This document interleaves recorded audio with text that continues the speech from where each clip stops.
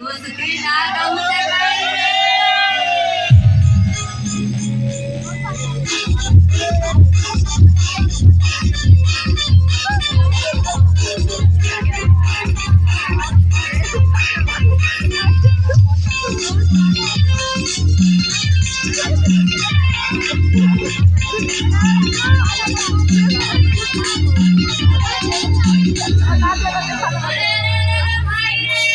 क्षीर सागर में विष्णु सोए लक्ष्मी पैर दबाए नाभि कमल ब्रह्मा